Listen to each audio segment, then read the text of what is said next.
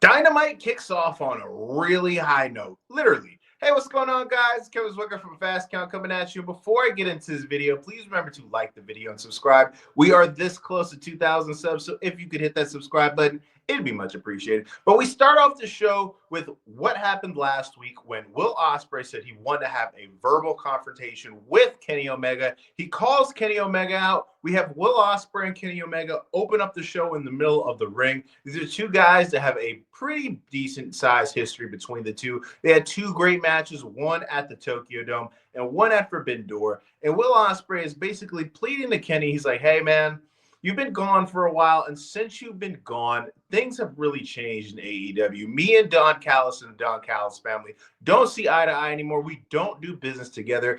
I've been trying to get at Jon Moxley because he's had the AEW world title held hostage, but I haven't been able to because I've had to keep it running into the Don Callis family. I don't like how they do business, and I need help, and you're the guy who I think could help me in this situation, basically. And before he could really go on, Kenny Omega cuts him off.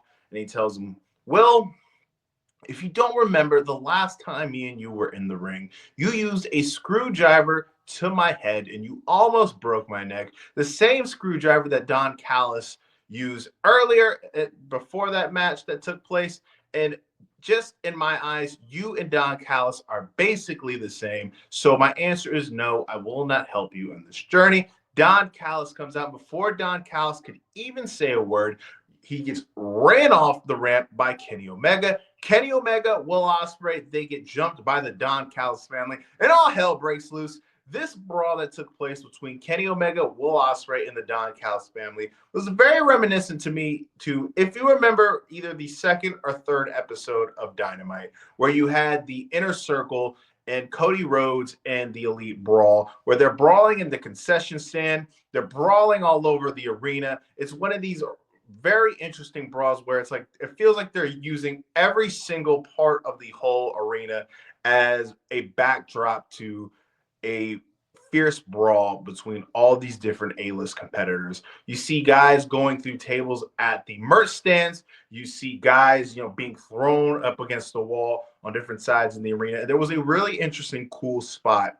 where Will Ospreay, he climbed on top of one of the stands where the fans were at. And the other thing that I could really just best describe is maybe like a steel beam. I guess that's what you would call that. You have Will Ospreay moonsault right after Kenny Omega moonsaulted off one of those large steel beams on top of the Don Callis family. And you see these two climb up the steel beam together, and you have Kenny Omega saying, you know what, Will? I should have trusted you in the beginning. Don Callis, we are going to get our hands on you. But before we get our hands on you, it is going to be me, Kenny Omega, Will Ospreay, against the hometown kid, Kyle Fletcher, and his young boy, Takeshita, at AEW Grand Slam in a tag team match. Now, this is a big-time tag team match between two teams that contain probably four of the best in-ring wrestlers that AEW has to offer at the moment. Two young uprising stars in Kyle Fletcher and Takeshita, and two of the guys who pound for pound are probably the two best in-ring wrestlers in the world right now, and that's Kenny Omega and Will Ospreay. This is great. This Grand Slam event, has kind of been snake bitten. That's the best way you could really say it. It was supposed to be at a large arena. They had to downscale it to another arena, but it's still going to be up to 14 to 15,000 fans at the show, which isn't bad at all, in my opinion.